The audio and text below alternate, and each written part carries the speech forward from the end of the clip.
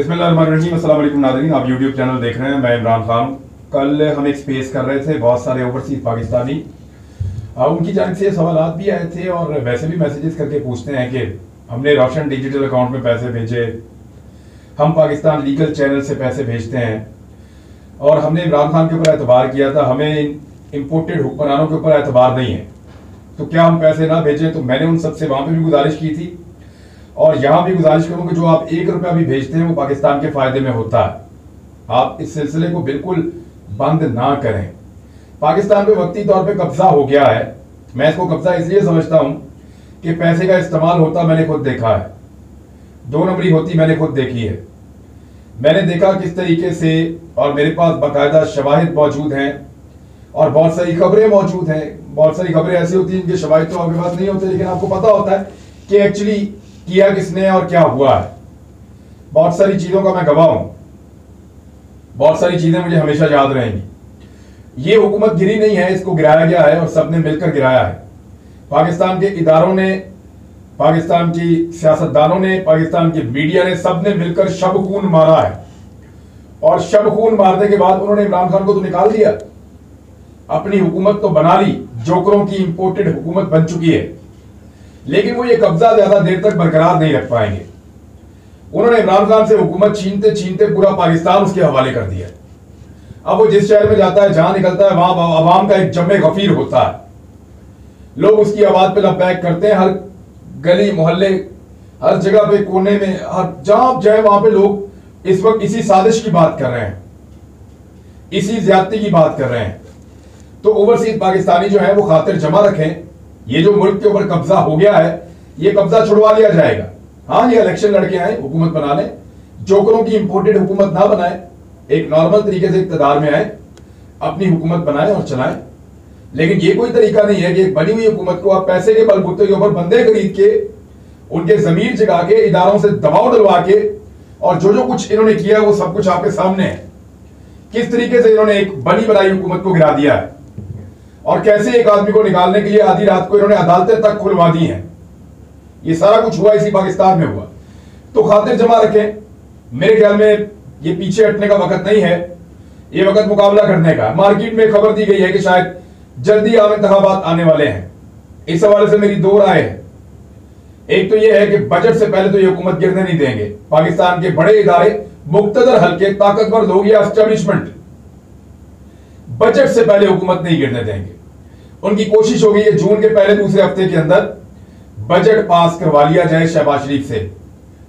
अब बाज लोगों की ख्वाहिश है कि शहबाज शरीफ साहब इस साल के आखिर तक जाएं और पाकिस्तान की किस्मत के अहम तरीन फैसले करें, लेकिन ज्यादा लोग ये चाहते हैं कि बजट बस मैक्सिमम इतना बहाना ही चलेगा, आप बजट पास करवाएं और फटाफट जो है वो आप असेंबलियां तहरीर कर दें और फिर इंतखाबात की तरफ बढ़े। 3 महीने की निगरान हुकूमत बनेगी, तो जुलाई, अगस्त, सितंबर मैक्सिमम, और 3 अगस्त तक आपकी हल्का बंदियां भी आपकी मुकम्मल हो रही हैं, तो अगस्त में या सितंबर में इंतखाबात हो सकते हैं। इससे आगे जाने भी नहीं चाहिए। अब एक लॉलीपॉप दिया जा रहा है कि बहुत जल्द ये सारा कुछ हो जाएगा, ताकि पाकिस्तान तहरीके इंसाफ का हुजूम और जो लोग पाकिस्तान भर के अंदर, चाहे उनका ताल्लुक किसी भी जमात से है, वो बेचैनी महसूस कर रहे हैं, उनकी बेचैनी में थोड़ा करार आ जाए। लोगों को विजिलेंट रहना पड़ेगा, लोगों को टक्कर देनी पड़ेगी, लोगों को इस जुल्म और ज्यादती के खिलाफ आवाज उठानी पड़ेगी। आप जागते रहें, दबाव बहुत बढ़ गया है और वो दबाव अब अपना काम भी दिखा रहा है। दूसरी जानिब जो NRO 2 था वो तो मुकम्मल हो ही चुका है। अगर आप हुकूमत गिरा भी दें तो क्या फर्क पड़ता है। यानी इन्होंने बंदे सारे तब्दील कर दिए, जिनकी गिरफ्तारियां होनी थी वो मौखर हो गई, सबके नाम जो है वो ECL से निकाल दिए, हर बंदे को जो है वो रिलीफ दे दिया गया है। हमें DGISPR ने बताया था, पाक फौज का ताल्लुकात आमा का इदारा है ISPR, उसके डायरेक्टर जनरल एक जनरल रैंक के आदमी होते हैं और वो आर्मी चीफ की मर्जी के बगैर या उनसे कट के, या पूरी कोर कमांडर जो होती है उनकी मर्जी के बगैर कोई बात वो नहीं करते। तो हमें फौज ने यह बताया था कि मोहसिन दावड़ और उनके साथी दुश्मन मुल्क से फंडिंग लेकर रियासत पाकिस्तान के खिलाफ इकदाम करते हैं। फौज ने बताया था, ज्यादा पुरानी बात नहीं है। लेकिन आज जो इंपोर्टेड वजीर आजम बनाए गए हैं, उन्होंने नाम निकलवाया मोहसिन दावड़ का भी वन टाइम, और उसको भी लेकर 7 उम्रे पर जा रहे हैं। और उम्रे पर जा कैसे रहे हैं, जरा ये भी आप खबर देखें। ये ARY ने खबर चलाई और इसकी ऐसी ऐसी तैसी फिरी इनकी PMLN की कि उनको वापस लेना पड़ गया अपना फैसला। अभी उनकी वज़ीर इत्तलाआत ने एक ट्वीट किया, ट्वीट आपको दिखाता हूं, फिर ट्वीट की एक बड़ी मजेदार चीज है, उस ट्वीट में शायद आप नोट नहीं कर रहे होंगे, लेकिन मैं आपको वो चीज भी दिखाऊंगा। शहबाज शरीफ का वज़ीर आज़म बनना PIA को भारी पड़ने लगा। वज़ीर आज़म शहबाज शरीफ के दौरा सऊदी अरब के लिए PIA से बोइंग 777 मांग लिया गया है।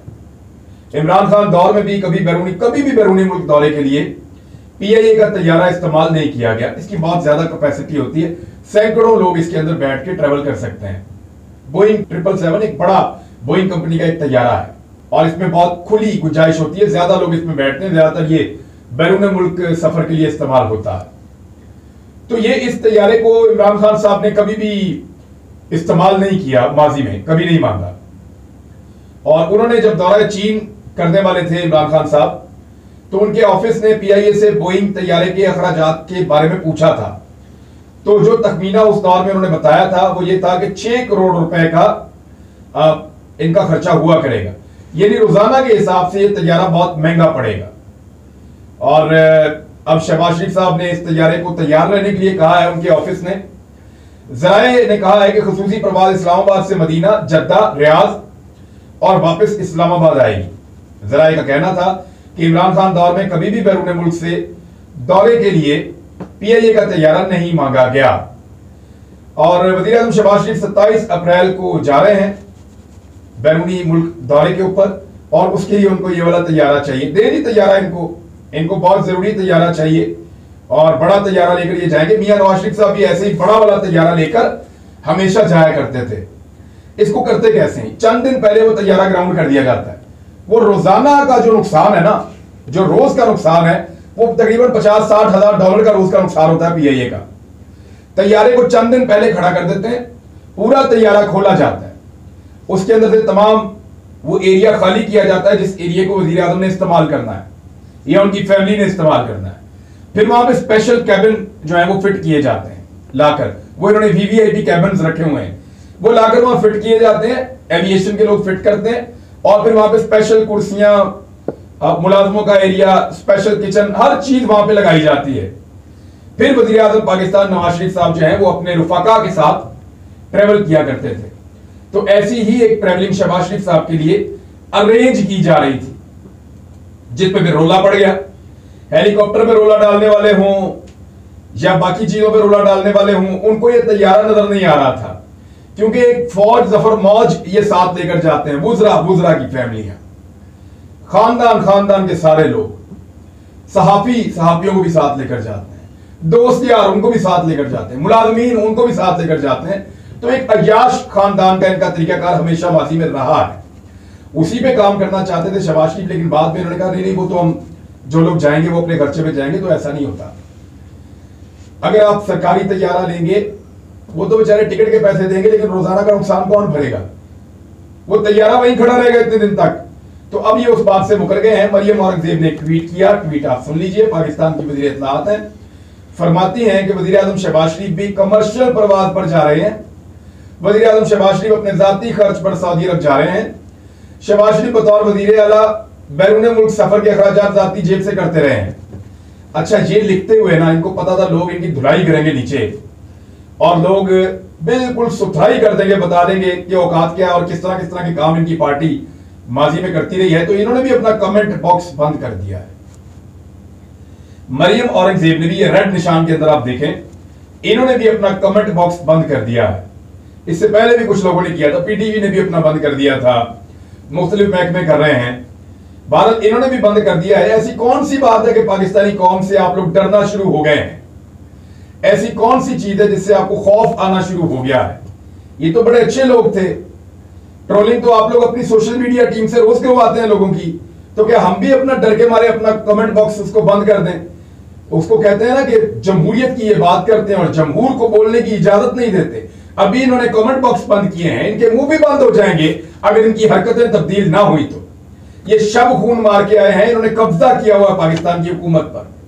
ये इलेक्शन लड़े, इलेक्शन जीतें और फिर इक्तिदार में आए। दूसरी जानिब पाकिस्तान तहरीक इंसाफ की मेहनत जो है वो भी रंग ले आई है, और पीटीआई की फॉरेन फंडिंग केस में जो 30 दिन में फैसला सुनाने का एक हुक्म दिया गया था, उस हुक्म को मुअत्तल कर दिया गया है अदालत की जानिब से।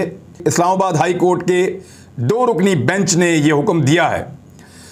सोमवार को chief justice Islamabad high court Athar Minallah साहब और जस्टिस बाबर सत्तार पर मुश्तमिल बेंच ने सिंगल बेंच का फैसला मुअत्तल कर दिया और अब सारी जमातों का एक साथ सुना जाएगा।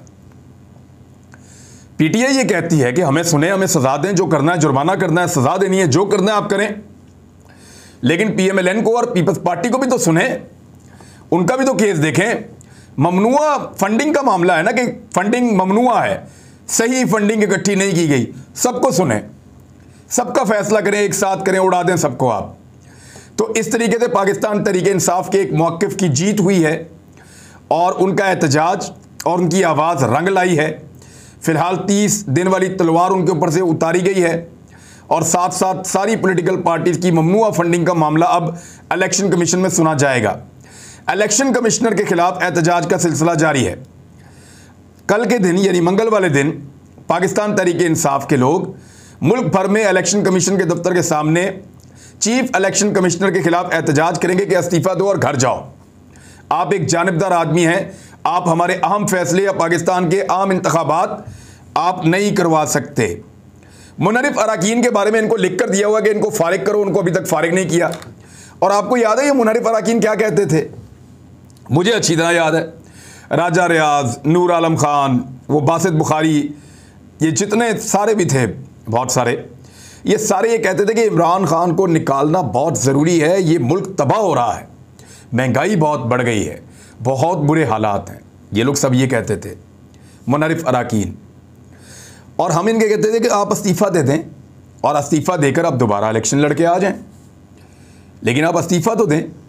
तो इनका मौक़िफ़ ये था कि जब इमरान खान निकाला जाएगा, ये एक नेक काम हमने करना है हमारा, क्योंकि ज़मीर जाग गया है, हम पहले इमरान खान को निकालेंगे और उसके बाद हम इस्तीफ़ा दे देंगे और फिर हम इलेक्शन जीत कर भी आ जाएंगे। ये इन सब ने कहा था। लेकिन अब बड़ी इंटरेस्टिंग बात मैं आपको बताता हूं कि इनमें से कोई एक भी इस्तीफ़ा नहीं दे रहा। यानी ज़मीर कोई नहीं जागा था, गैरत कोई नहीं जागी थी, सिर्फ इमरान खान को निकालने के लिए इन लोगों की गठजोड़ हो गई थी जो होनी थी। अब इमरान खान को निकाल दिया तो देना इस्तीफ़ा, जाएं हल्के में जाके इलेक्शन लड़ें। तो मुनरिफ अराकीन सारे के सारे इस्तीफ़े से मुकर गए हैं और मुकरे किस लिए हैं कि उनको पता है कि हल्के के अंदर इस वक्त जूतियां पड़नी है जब भी जाना है। वोटर हमारा इंतजार कर रहा है डंडा सोटा लेके, हम वापस हल्के में जाने के काबिल नहीं हैं, इलेक्शन कैसे लड़ेंगे वहां से? और फौरी इलेक्शन तो इनको सूट ही नहीं करता, इनको तो मौत पड़ी हुई है। ये रोजाना अपने सहाफ़ियों को, दोस्तों को इधर उधर फ़ोन करके पूछते हैं कि यार इलेक्शन तो नहीं आने लगा किधरे, यार इलेक्शन जल्दी तो नहीं हो जाएगा, इलेक्शन तो 1.5 साल बाद होना चाहिए। वो 1.5 साल के चक्कर के अंदर है, उनको पता है कि इलेक्शन फौरी आ गया या इस साल के इख्तिताम तक इलेक्शन आ गया तो ये इस काबिल नहीं है कि लोगों को मुंह भी दिखा सकें। ये मुनरिफ अराकीन, इन्होंने किसी ने इस्तीफ़ा नहीं दिया। ये सब ज़मीर जागने का कमाल नहीं था, ज़मीर इनके सो रहे थे, इनकी वो छठी इस जागी हुई थी जिसके मुताबिक इन्होंने इमरान खान को निकालना था और माल बनाना था। बहुत सारे लोगों ने मुबैना तौर पे चीज़ें आपके सामने ही हैं, वो सारी मैंने आपको बताई भी हैं। अब एक और चीज़ मैंने महसूस की है कि जितने चैनल्स इमरान खान के ख़िलाफ़ कवरेज करते हैं, जियो है, 24 है, और बहुत सारे चैनल्स हैं, यानी मैं सबके नाम क्या लूँ, आपके सामने ही हैं।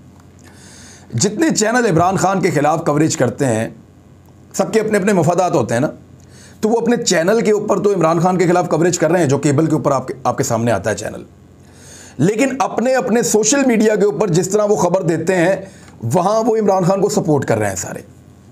गौर किया अपने बात पे, आप गौर करें, उनके थंबनेल्स देखें, उनकी तहरीरें देखें, उनकी हेडलाइंस देखें, तो जितने चैनल इमरान खान के ख़िलाफ़ मेन टीवी चैनल्स के ऊपर हैं अपने मफादात के लिए, वो सारे सोशल मीडिया के जो उनके प्लेटफॉर्म्स हैं वहाँ पे वो इमरान खान के कॉज को सपोर्ट कर रहे हैं। वजह ये नहीं है कि वहाँ पे उनका मौक़िफ़ मुख्तलिफ है, ये धंधा है, कारोबार है। उनको पता है कि सोशल मीडिया के ऊपर झूठ बोलेंगे लोग हमें देखेंगे ही नहीं। टीवी चैनल चलाने के तो 10 तरीके हैं ना, झूठी रेटिंग बनवा लो, झूठी जो है वो आप अपनी मशहूरी ले लो, इश्तिहारात आप ज़ोर ज़बरदस्ती ले लो, ब्लैकमेल करके हुकूमत से आप पैसे ले लो, वो बेशुमार तरीके होते हैं चैनल के ऊपर पैसा कमाने के, और ऐसे ज़्यादा पैसा मिलता है। लेकिन सोशल मीडिया के ऊपर आपको सच बोलना पड़ता है। जब आप सच बोलते हैं, लोगों के दिल की बात करते हैं, तभी लोग आपको देखते हैं, वरना आपको नहीं देखते। और अगर आप दिल की बात नहीं करते तो लोग आपको नहीं देखते और आप पैसा नहीं बनाते। तो सोशल मीडिया पे आप देखें, ये धंधा करने वाले सारे लोग सही बात कर रहे हैं, सोशल मीडिया पे ठीक बात कर रहे हैं, मेन स्ट्रीम मीडिया के ऊपर 2 नंबरी कर रहे हैं। तो ये इनको पकड़ने का एक और तरीका भी है, मैंने इसको महसूस किया। एक और जुमला बड़ा मशहूर हो रहा है पाकिस्तान में कि मैं उस वक्त कमरे में नहीं थी, मैं उस वक्त कमरे में नहीं थी। ये बात जो है हिना रब्बानी खर साहिबा ने कही है। इनका एक इंटरव्यू हुआ अल जजीरा पे, उन्होंने धो के रख दिया, बेड़ा गर्क करके रख दिया। किसी एक सवाल का भी जवाब नहीं था। ऑडियंस ने सवाल किए, वहां पे भी तबाह। एंकर्स ने सवाल किए, वहां पे भी तबाह। किसी सवाल का जवाब नहीं है। कभी इधर देख रही है, कभी उधर देख रही है, कभी मैं कर रही है, कोई सवाल का जवाब नहीं दे सका। उन्होंने कहा जी, जरदारी साहब ने ये कहा जी मैं उस वक्त कमरे में नहीं थी। उन्होंने, गिलानी साहब ने, मैं उस वक्त कमरे में नहीं थी। तो ये तो इनकी औकात है खारजा पॉलिसी में, और बातें इनसे करवा लें जितनी मर्जी बड़ी। बिजली और तेल की कीमतें बहुत तेज़ी से ऊपर जाने वाली हैं, मैं फिर खबरदार कर रहा हूँ। और वो 2 पॉलिटिकल पार्टी, पीपल्स पार्टी और नून लीग और जमीयत उलमा इस्लाम फजल रहमान ग्रुप, इन कीमतों को ऊपर ले जाने वाले हैं। जो तीनों पॉलिटिकल पार्टीज और इनके सारे हवारी पाकिस्तान तहरीक इंसाफ पे इल्ज़ाम लगाते थे कि उन्होंने महंगाई बढ़ा दी है, और ये अब बेड़ा ही गर्क करने वाले हैं। बहरहाल मैं दोबारा आपको तस्करा कर दूं कि जो इलेक्शन कमीशन के अंदर मामला है, अगर तीनों पॉलिटिकल पार्टीज को सुन के तीनों के खिलाफ इकट्ठा फैसला देना है, तो फिर ये वाला इलेक्शन कमीशन तो कभी नहीं करेगा, क्योंकि इनके अपने जो सगे हैं वो फंस गए हैं, और उनको बचाने के लिए ये इमरान खान को भी डैमेज नहीं करेगा। अगर ये ऐसे है तो फिर इलेक्शन कमीशन से कोई खतरे वाली बात ना पीटीआई को है, ना पीपल्स पार्टी को है, ना पीएमएलएन को है, क्योंकि इनका सबको पता है कि इन तिलों में कितना तेल है। तो नाज़रीन, इमरान खान साहब अब लाहौर का दौरा करने के लिए आ रहे हैं बुध वाले दिन, और उसके बाद वो मुल्तान का दौरा भी करेंगे। उन्होंने पेशावर का दौरा भी करना है। मुख्तलिफ मुल्क के हिस्सों में वो जा रहे हैं, और ये सब कुछ इसलिए है कि वो लॉन्ग मार्च की तैयारी कर रहे हैं। वो लॉन्ग मार्च लेकर आएंगे, धरना देंगे, और हुकूमत को घर भेज कर ही वापस जाएंगे। इस मरतबा उनकी हुकूमत गिराई गई है, वो किसी और की हुकूमत गिराने नहीं आ रहे, वो इंसाफ लेने आ रहे हैं। अब तक के लिए इतनी, अपना ख्याल रखिएगा, अपने इस चैनल का भी। अल्लाह हाफ़िज़।